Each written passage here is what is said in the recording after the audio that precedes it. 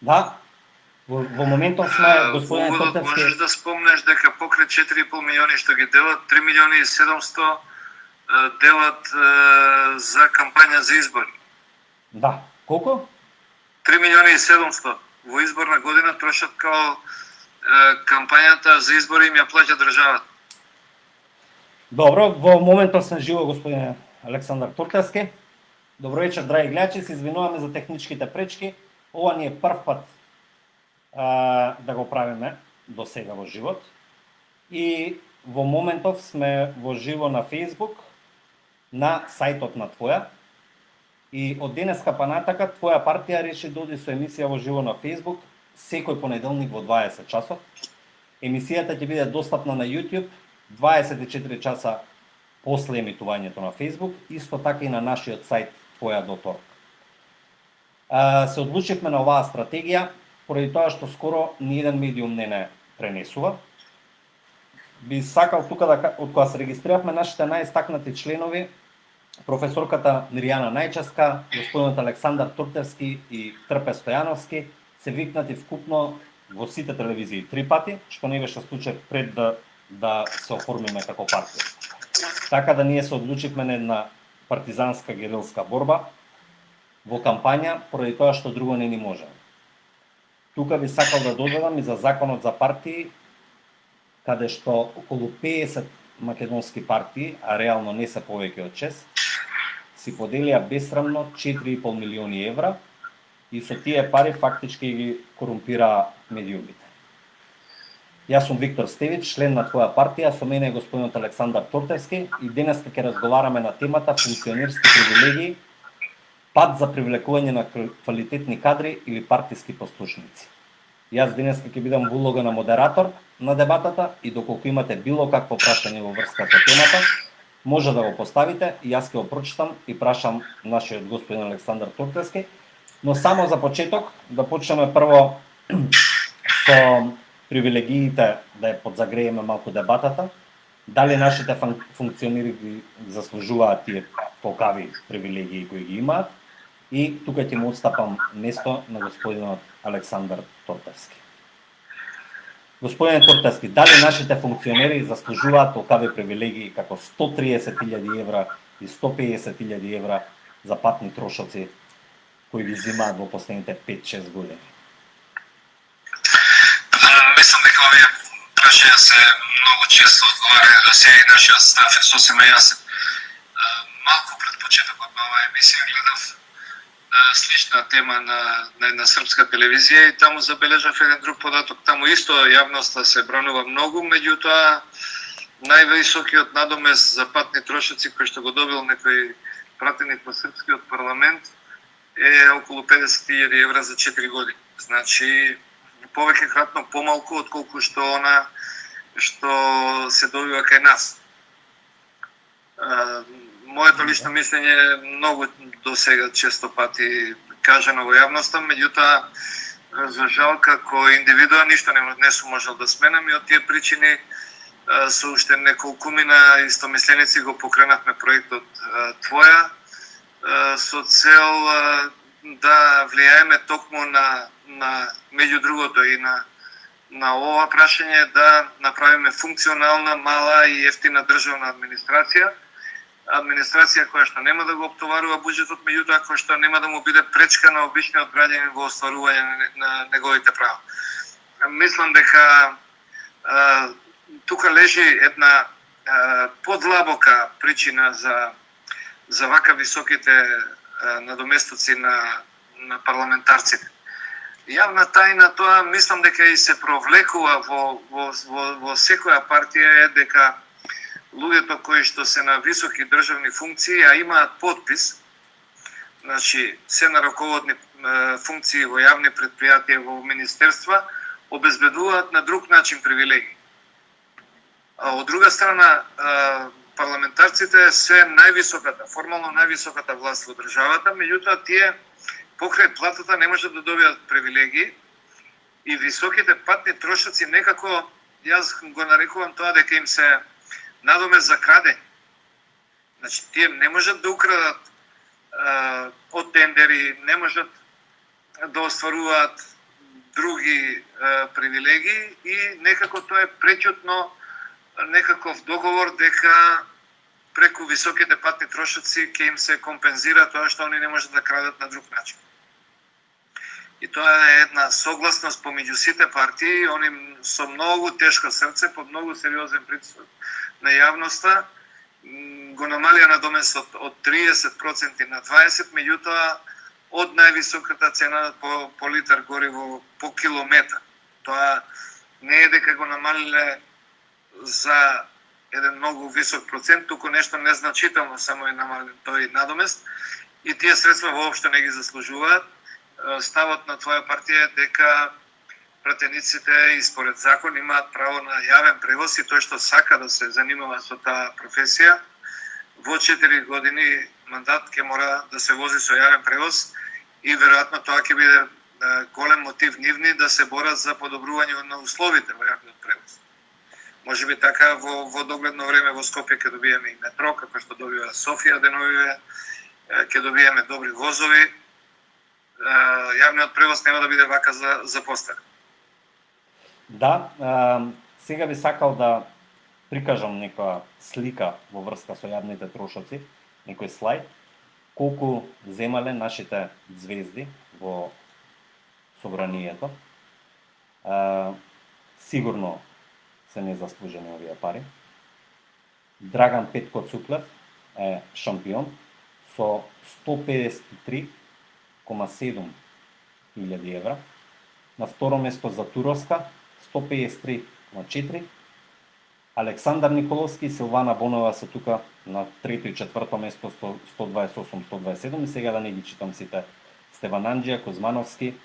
Тоа се од прилика 153,000 евра, 50 годишна просечна плата на еден македонец. И како што господинот Тортевски веќе напомена дека овие трошоци се всушност, овие пари што ги земаат се всушност како легална корупција, затоа што тие не може да, затоа што тие не земаат други пари од тендери, од нестени тендери, затоа ги презимаат како трошоци.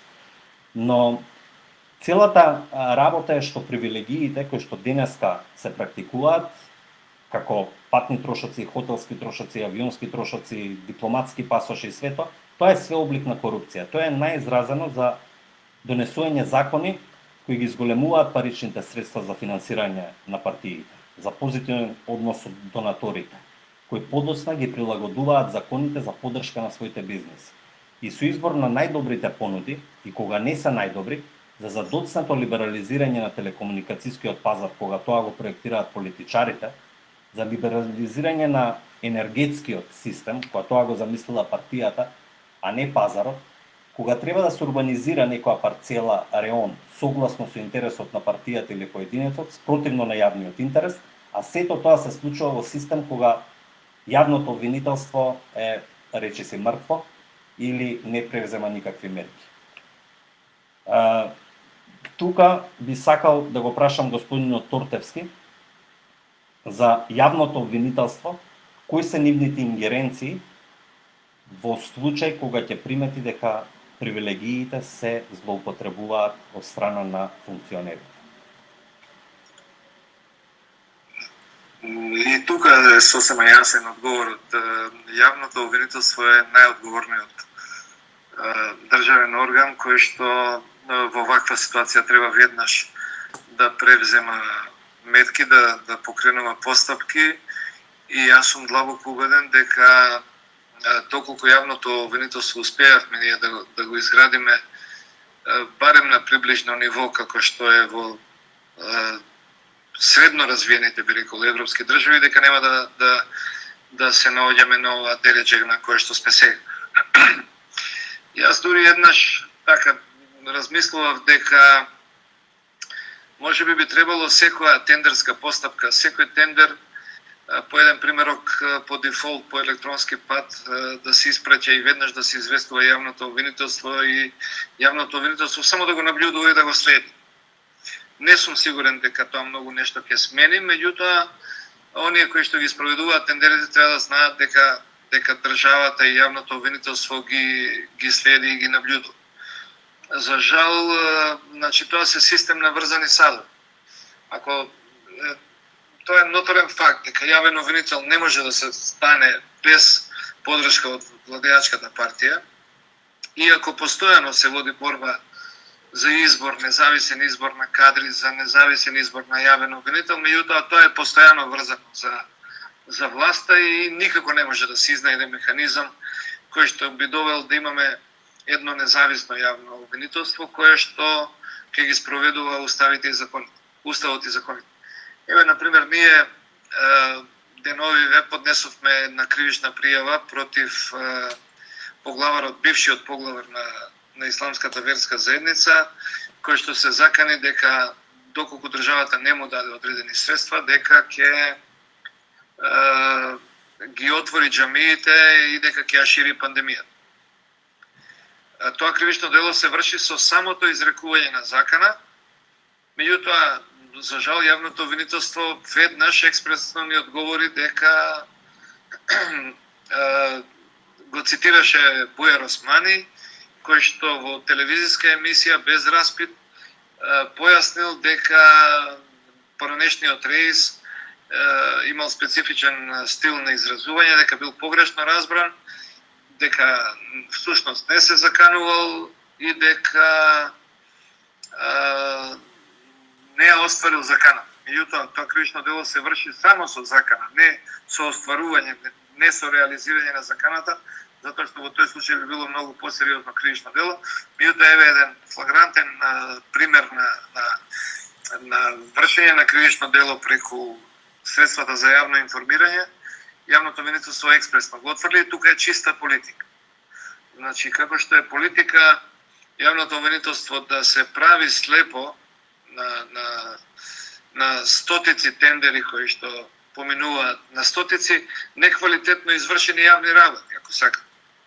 Видете, според закон, јавниот обвинител кога поминува на улица и кога гледа дека некој истура еден камион ѓубре во река, тој е должен да реагира во моментот. Јавниот обвинител има легитимација која што му овозможува да одземе возило од некое лице, да даде наредби веднаш на граѓаните, да даде наредби на полицијата. Значи, тој е должен во истиот момент да превземе мерки, да викне асистенција од полиција, да ги легитимира луѓето да покрене постапка. Добро. Во Македонија сигурно има 500.000 камиони шут isfrljeno, може би и повеќе, милиони. Ниеден јавен обвинител во последниве 30 години не реагирал на такво нешто. Така и со тендерите, уште поизразен. За жал, тоа е една спрега помеѓу извршната власт и јавното обвинителство, така што се додека јавното обвинителство зависи од државата, од извршната власт, се додека јавните обвинители ги бира и ги поставува извршната власт, се до тогаш ќе бидат состојбите вакви како што се сега. Добро, ако треба да посочиме кривец во цела оваа ситуација, зашто јавното обвинителство не превзема мерки, зашто извршната власт е во спрега со јавното обвинителство, кој е највиновниот во целата ситуација? Извршната власт, јас би рекол дека е најодговорен човекот кој што стои на чело на јавното обвинителство, доколку тој е подготвен да застане на чело на институцијата и да им гарантира на сите јавни обвинители дека ништо нема да им се случи доколку го применуваат законот. Секако дека јавното обвинителство ќе покаже некаков интегритет и полека ќе изградува собствена независност. Меѓутоа, тоа е спрега. Знаете, еве само земете аферата Рекет. Владеачката партија се фали дека тоа е случај каде што се гледа дека СДС поинаку се однесува затоа што има поранешен специјален јавен обвинител во куќен притвор, постапка против поранешен специјален јавен обвинител, постапка против нивни подпредседател. Меѓутоа, таму има неколку работи што го осликуваат целокупниот наш систем. Таму многу малку се потенцира фактот дека Орце Камчев, кога бил рекетиран или кога му било понудено да подкупува и да се реализира подкупот, му се јавил на Заев. Да. Му се јавил на Заев, оствариле средба. Орце Камчев во тоа време е лице, не сум сигурен дали е во куќен притвор, меѓутоа против кого што се води кривична постапка, оствариле средба, презентирани му се сите докази на Заев и Заев побарал 3 дена да размисли што ќе превземе и ќе го извести Орце Камчев што понатаму да превземе и после 3 дена го известил дека треба да оди во јавното обвинителство и да приеме. Добро. Дали можете, вие живеете во Лондон, дали може некој човек против кого што се води многу сериозна постапка да му заврати телефон на премиерот на Англија, макар тоа да бил и сега Борис Џонсон, да оствара средба, па тој 3 дена да мисли што треба да се прави, па да го извести дека треба да пријави во јавното обвинителство. Тоа само ја покажува целокупната ерозија на нашиот систем, каде што луѓе против кои што се води кривична постапка може да му завртат телефон на премиерот и да остварат средба со него. Добро, но да се вратиме повторно на привилегиите. Јас разгледав неколку работи на сајтот за отчетност, мислам дека се вика, и приметив неколку работи, како например, сега ќе покажам на сајтот, на слайд што приметив. Имаме 23 министри, 16 министерства и 43 органи во состав. И сега, зашто имаме ние 16 министерства, 23 министри? Една многу голема мистерија, поголема од настанокот на универзумот. Ја на тоа гледам вака. Пошто друго логично објаснение немам. Значи, кога еден партиски послушник или влијателен во партијата на власт не знае што да му прават и некадарен е да го стават било каде на било која позиција, го прават министер без ресор. Што во превод значи ти даваме 5 пати поголема плата од просечната, плюс имаш трошоци за ресторани, хотели, шофери, бодигардови и што све не. И плюс не треба никогаш ништо да сработиш, ниту пак да имаш отчет или репорт на некого да даеш, што ти е предпоставено. Но за возврат ќе бидеш активен на социјални мрежи, ќе пробуваш да ги криеш нашите недостатоци, ќе релативизираш. И уште нешто, ќе те ставиме заменик во случајот ти е многу тешко. Тоа беше за овие 23 министри и баш сакав да ги погледнам 7-те, што се екстра, да речеме, без замениците, замениците се друга приказка. Овие се 6 од 7-те заменици. Сега, едниот е, да речеме, за било кој да се фатиме, да речеме Едмон Адеми. Тој е министер без ресор, задолжен за диаспора. Сега, јас сум диаспора. Каков резултат Едмон Адеми направил, кон што цели, кои се неговите политики или која е неговата политика за диаспора, ќе ги носи коферите од аеродром? Што прави трговија? Проси што ти упаѓам, ова е министерот? Да. А има и заменик, така? Има, сите имаат заменици. Пошто тешко е. Па, замислите, тоа многу одговорна работа, а да се случи нешто да заболи, не дај Боже, пропадна диаспората, мора да има заменик. Мора, да. Сега, Бартол Даути, например, нема ни слика. Тој може да не постои, кој го знае кој е. Никад у живот не сум го слушнал, а е министер без ресор, задолжен за странски инвестиции. Колку странски инвестиции донел Бардол 3 години, да видиме, да ја оцениме неговата работа и неговата плата што ја зима и апанажи и сите тие работи. Друг слайд, нешто, министер без ресор задолжен за регулатива на подобрување на инвестициона клима. Ова се све некои титули. И друго што ми остави впечаток се 43 органи во состав. Овие се всушност тоа владата сака да ги нарече управи, а во превод не значат ништо. Сега не сакам да ги коментирам сите, членовите се државна тајна, не ни најдов како да ги видам. Но според мене овие се, како да речеме, во минатата влада тоа беа Сотир Костов и Каракамишева и такви типови, тие што ги гледате на политички емисии ја бранат власта, тие се членови на овие управи. Не сакав да ги коментирам сите, пошто се многу, но ми остави впечаток едно од нив, а тоа е капетанија на пристаништата. И ова више не е ни смешно, ни жално, ни ништо не. Го гледаш и ќутиш и ништо не кажеш. Тоа е замислено за регистрирање и водење сметка за пловилата во Охридско езеро, меѓутоа и веројатно множина се употребува, предпоставуваат дека еден ден ќе има повеќе пристаништа. Тоа е за тие вршат регистрација на пловилата во Охридско езеро. Сега голем им е називот, меѓутоа таму има едно полупристаниште и тоа е практично тоа. Меѓутоа има подрастични примери, Виктор. Има дирекција за пошти.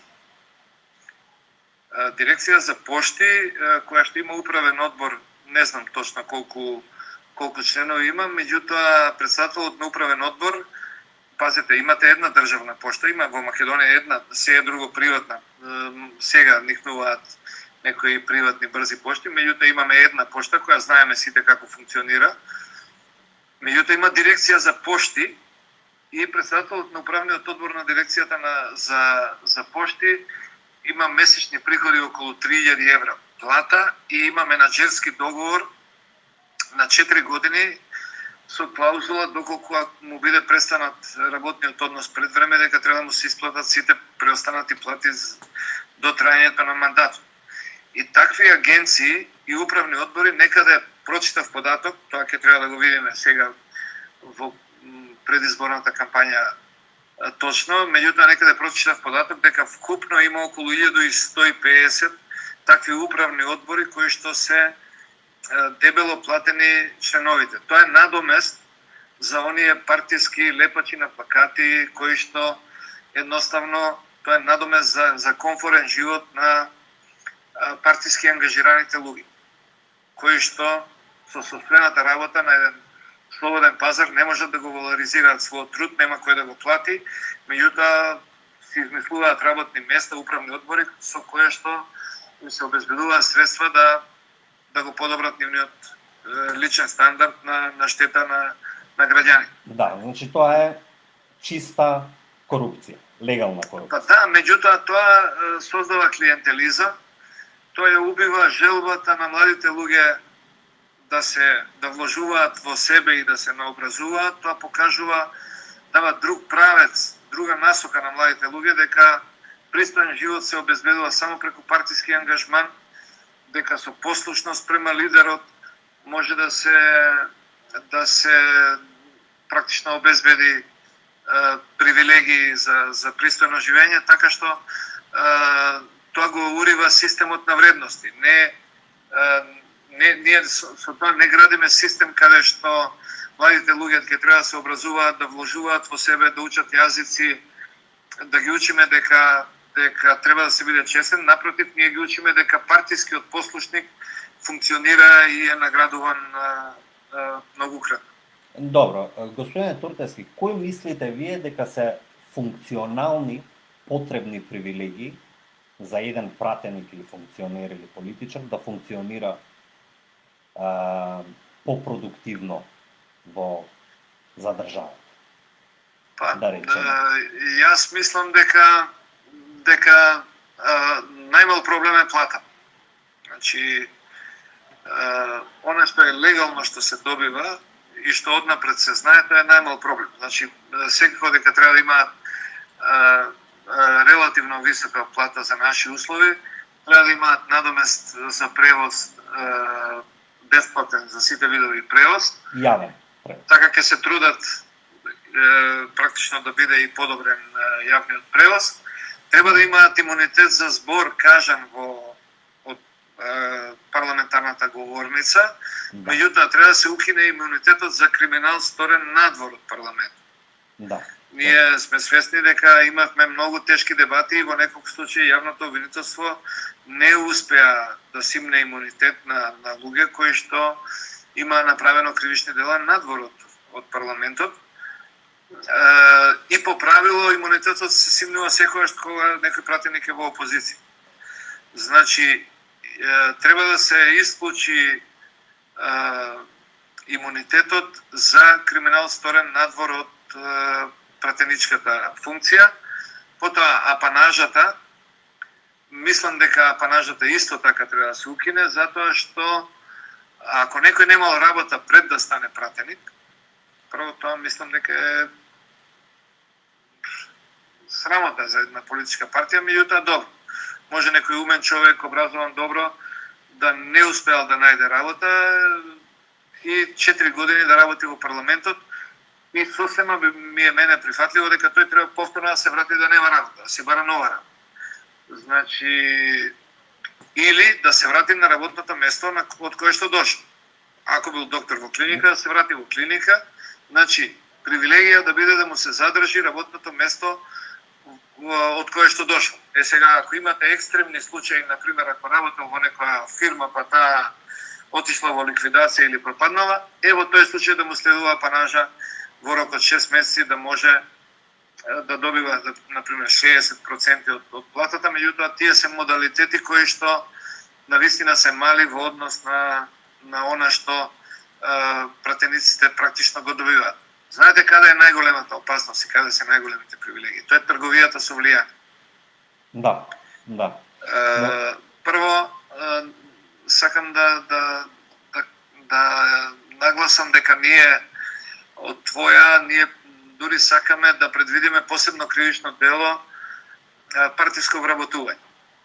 Значи, како посебно кривично дело да се казнува доколку функционер, службено лице, управител на јавно предпријатие во државна собственост, доколку вработи луѓе по партиска директива и доколку списоците за вработување практично се прават во партија.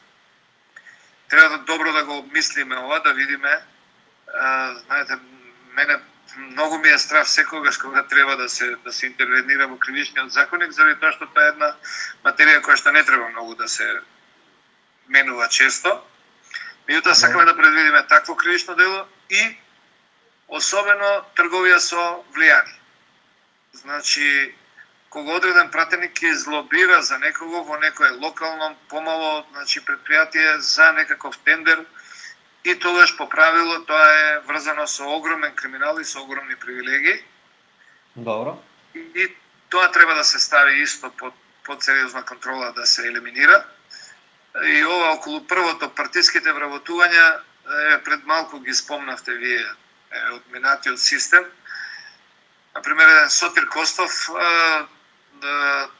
беше вработен во некаква си дирекција за авионски несреќи. Да. И остваруваше некаков месечен приход околу 100.000 денари. Претходно беше, мислам, во Агенција за цивилна воздушна пловидба. Дури на една емисија еднаш му кажав дека всушност единствената додирна точка која што имал со авионите, претходно му била кога као дете трчал по авионите, па викал Чичко пушти летки. Меѓутоа остваруваше сериозни приходи. Преку тоа неговата сопруга беше вработена во кабинетот на пранешниот премиер Груевски со слични приходи, некаде без додатоци за хонорари од колумни и така, остваруваше приходи од околу 300.000 денари, што мора да признаете дека за продавање магла и демагогија тоа е една сериозна цифра. Ние сето тоа сакаме да го ставиме под многу голема контрола, практично да ги елиминираме и да нема можност ова да се добие. Само уште едно. СДС жестоко во кампањата најавуваше дека ќе ги намали тие привилегии, дека ќе ги стави под контрола. Меѓутоа, каде име, не знам вие колку следите, поранешниот координатор на пратеничката група, значи околу година и пол некаде беше координатор на пратеничката група и замина на работа во агенцијата, мислам дека е директор за цивилна воздушна пловидба. Таму е платата околу 5.000 евра. Да. Значи, не се само овие државни органи проблем. Може би уште поголем проблем се овие парадржавни органи. Членство во управни одбори каде што државата има капитал. Тука лежи исто огромен криминал. Например, Телеком. Во Телеком државата има околу 31% акции. Со години Телеком остварува некаква добивка од околу 150 милиони евра, условно кажано, значи веројатно сега е нешто намалено, меѓутоа добро сеќавам кога Телеком ќе оствареше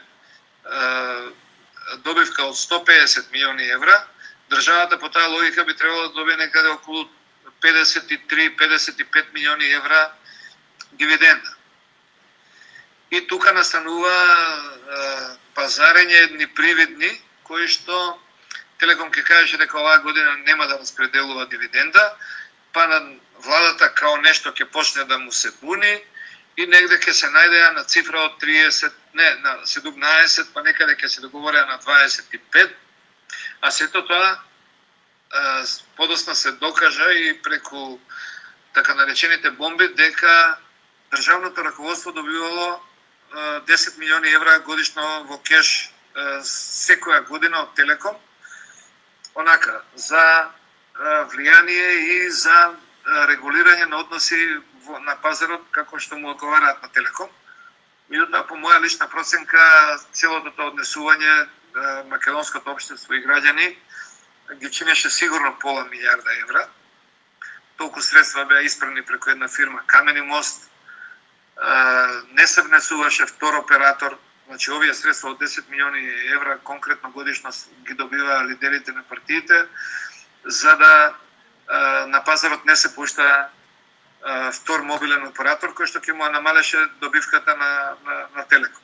А парите се переа преку најуспешната фирма во Македонија по вработен, фирма со еден вработен, Камени мост се викаше, остваруваше добивка од околу 25 милиони евра, каде што се переа парите кои што требаше Македонија да ги добие како дивиденд.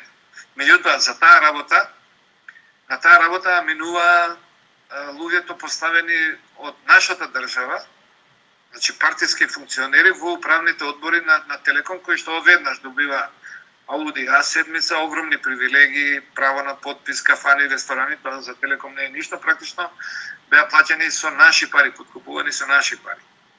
И заради таа тешка спрега, па дури многу лесно одеше системот на прислушкување, кој што подоцна па имаше дури снимки каде што вработена од Телеком ги добива телефоните од луѓето во незината улица, па се јавуваат на телефон кој излегол, кој не излегол да гласа по список, точно знае кој чиј гласаче. Значи, таа спрега исто е многу опасна и е многу по-сурова и многу по-тешка и многу по-тешко го оптоварува државниот буџет и граѓаните, а не е толку видливо како овие привилегии за кои што ние многу често жестоко реагираме.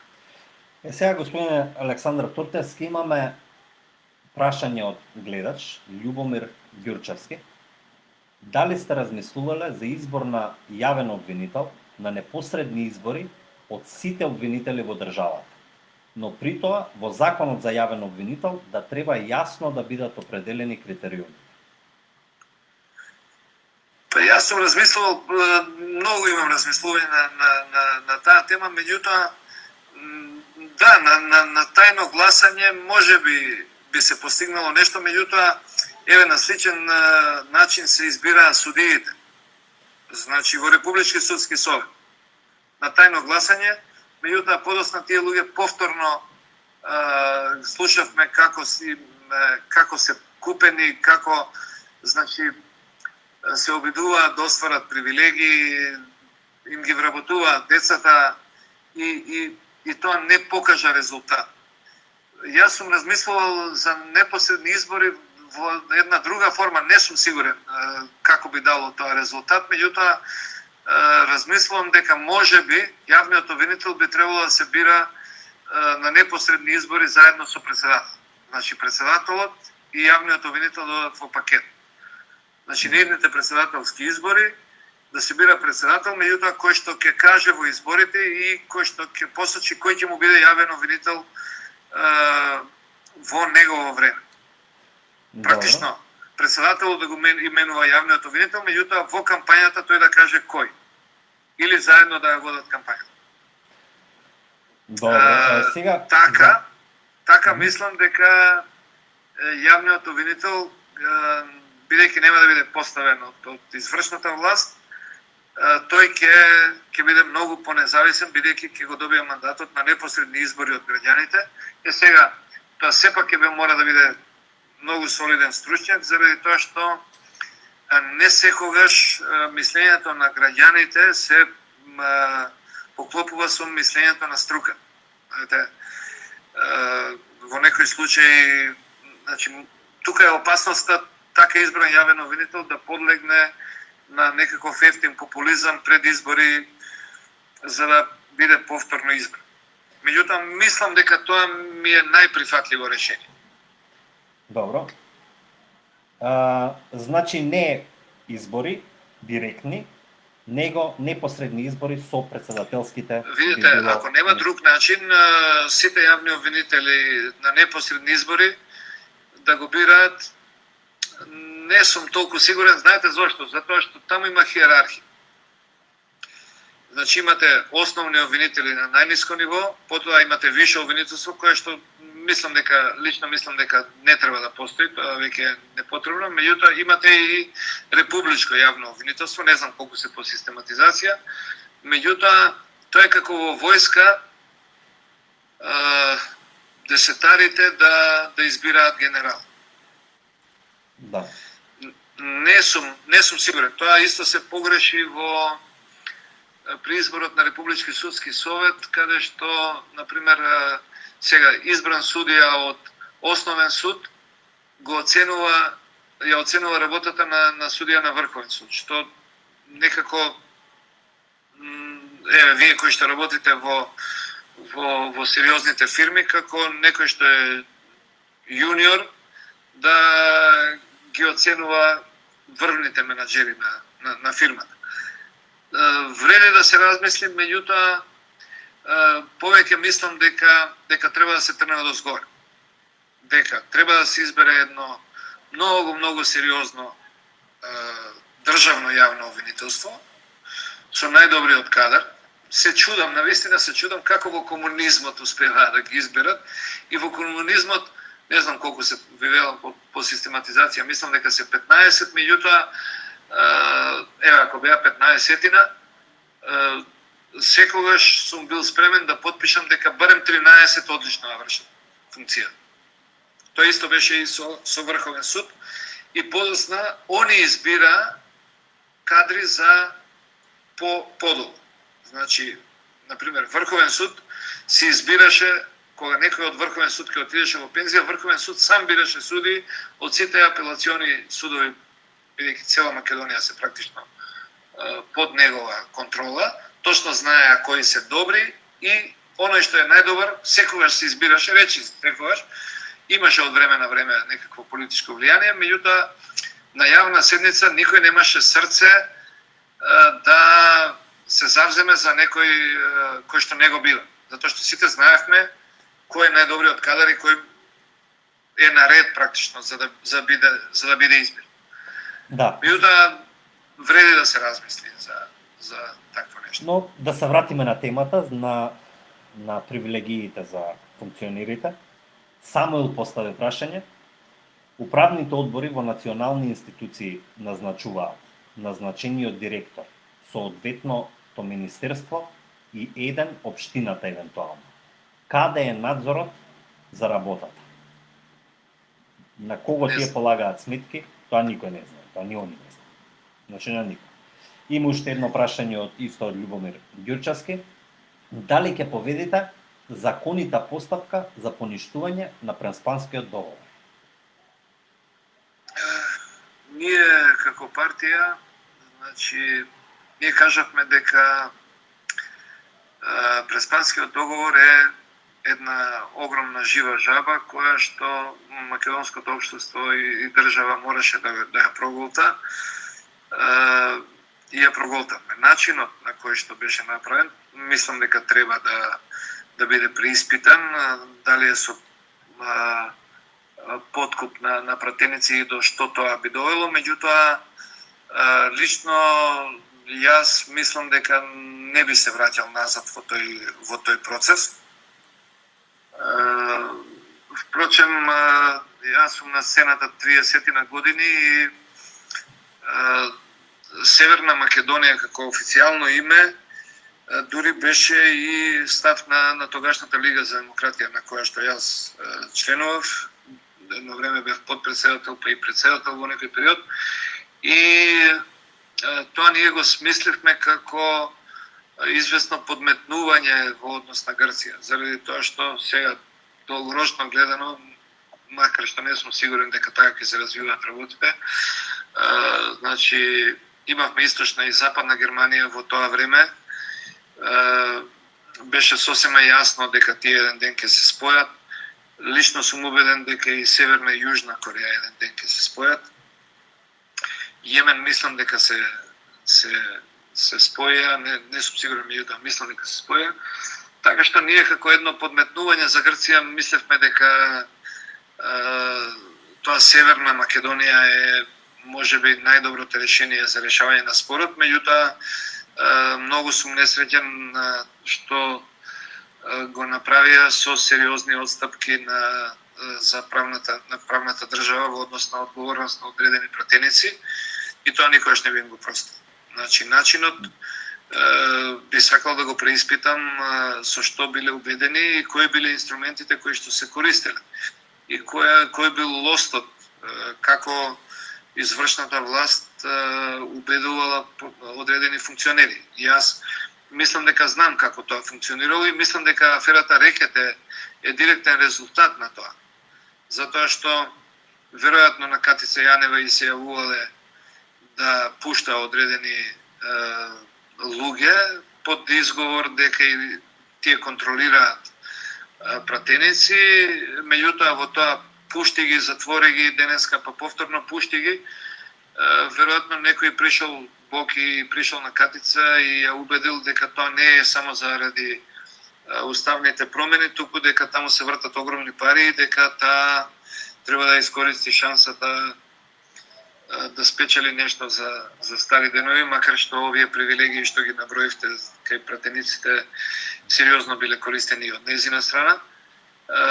Мислам дека одлуката незина да заплива во тие матни води многу била олеснета со тоа што извршната власт во тие неколку случаи бараше од незе, барала сигурно од незе да укинува притвори, да враќа пасоши на одредени функционери, кога државниот врв на еден правосуден функционер му бара отстапки спрема одредени луѓе кои имаат проблем со законот, тој функционер лесно подоцна ќе се прекрши да земе и пари и тој да го крши закон. Да, господине Тортески, има едно прашање од Светлана Томич Дуковска. А што е со корупцијата на градоначалниците од страна на урбаната мафија? Тоа е една, би рекол, метастаза во нашето општество. И тоа е резултат, за жал, на многу лош начин на финансирање на општини. Многу е погрешно тоа што отприлика околу 70% во најглавните, би рекол, општини во Македонија, 70% од буџетот се планира да доаѓаат од комунали. Општините и тие се практично место за вдомување на партиски кадри, тие се предимензионирани со луѓе и од изворните нивни приходи од данокот на имот, нешто од паркинзи, они не се во состојба да покријат 30% од собствените трошоци. И тука е една интересна спрега. Значи, градоначалникот и општината се многу мотивирани да цртат маркици. Да. Што повеќе и што поголем. Со образложение дека ако не цртаат маркици и не наплатуваат комунали, тогаш општината ќе застане, нема да може да ги сервисира соствените обврски, нема да сервисира плати за вработените. И под таа спрега тука она што народски кажано, малку еден турцизам, можеби е малку вулгарен, тоа е ики кейф, она двојна корист. И градоначалникот има корист, има и општината, и тоа лесно го користат луѓето кои што се занимаваат со тоа. Ние испитувавме некакви искуства од Европа и навистина јас бев многу зачуден кога видов дека во Европа најчесто не се плаќаат комунали. Значи, комуналите што се? Надомест за газ, за струја, за вода. И секаде таму велат, вие сте ни наши муштери, ние нема што да ви наплаќаме за тоа што ќе градите зграда. Меѓутоа, например во Прага, градежна дозвола се добива за 15 минути. И се потребни 3 лиценци. Тој што ја бара градежната дозвола треба да презентира кај службеникот 3 лиценци. Да. Една лиценца е дека архитектот кој што тоа е овластена куќа, проектот го нацртала во согласност со урбанистичкиот план. Втората лиценца е дека куќата, значи тоа е архитектот кој што го правил проектот. И третата е оној кој што ќе ја гради куќата дека е овластен да гради и дека ќе ги задржи, ќе ги сочува сите стандарди. Имено, не можете вие во Европа да градите куќи и да кажете дека вие сте врзани струја. Да. Вие сигурно во Лондон тоа знаете како тоа изгледа и колку е тоа од друга страна скапо, меѓутоа куќата мора да ги има сите потребни сертификати. Точно. Значи никој не смее да почне да гради доколку овие три услови не се исполнети и никој таму не игра играчки да даде сертификат, да даде проект кој што не е во согласност со урбанистичкиот план или да го смени урбанистичкиот план за одредена локација само, затоа што ќе ја загуби вечно лиценцата и никогаш нема да добие работа. Значи, зашто е толку комплексно? Мора да се промени, се извинувам, Да. значи мора да се смени начинот на финансирање на општините. Комуналите не смеат да бидат приход за општините, за да градоначалниците не цртаат енормално маркици. И за таа работа треба да се прекопираат успешните приказни од Европа. Например, како се гради во Виена, како се гради во Прага. Значи, таму има точно, видете, ние имаме абсурди, допред некое време, значи, индивидуална стамбена куќа, можеше да има, знам еден случај кој еден виден граѓанин, наш Даниел, кажувам сега по име, однесе проект за градба во една општина, за индивидуална куќа со 28 станови, со образложение дека има големо семејство. Дека треба на сите 28 члена на неговото семејство да им обезбеди стан. Па подоцна се смени дека тоа може да биде само со 3 стамбени единици, меѓутоа се злоупотребува, се прават физички делби, ние сме мајстори да ги изигруваме закони. Да. Значи, ова е многу сериозен проблем и таму има многу криминал. Меѓутоа, за жал, тоа е недостатокот на системот на контрола. А зашто градоначалниците неретко знаат да кажат не може да го смениме дупот. Дупот кога е направен и више нема менење ти што сакаш прави, дупот не може да се смени. И тоа ни се случи во аеродром, тоа се случи Не е во точно. Карпош на некои места, Тафталиџе. Дупот бил таков и готово нема менење, мора зграда да никне, тоа е тоа. Видите, значи урбанистичкото планирање е многу сериозен зафат.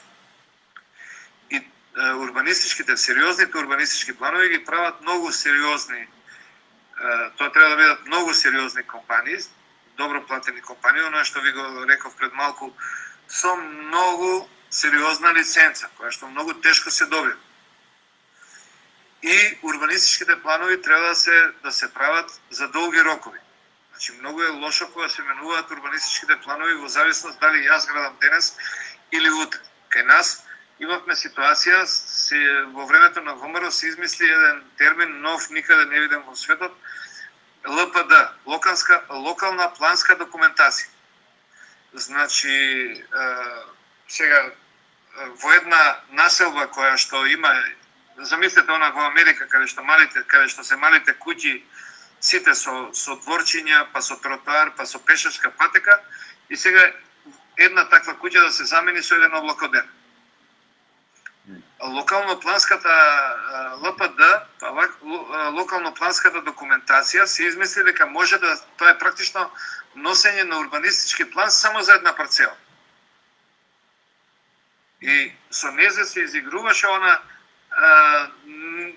тешко е да се смени ДУП. По правило, да, тешко и треба тешко да се менува, меѓутоа треба тешко и да се носи.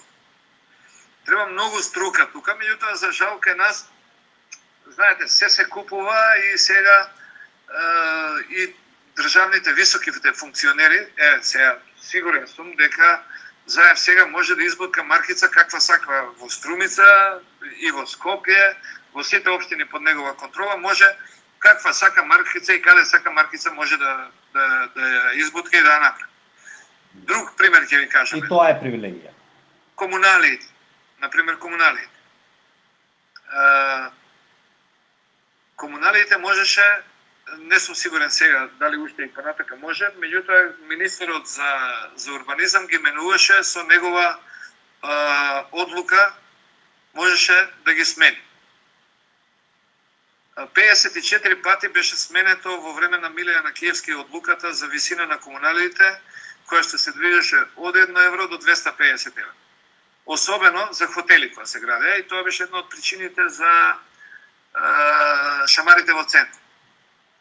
Да. Тогаш на дневен ред беше поништување на урбанистичкиот план за Мал Ринг, и тука ќе дојде, ќе ги зафатеше хотелите Мериот, Солун, Ибис.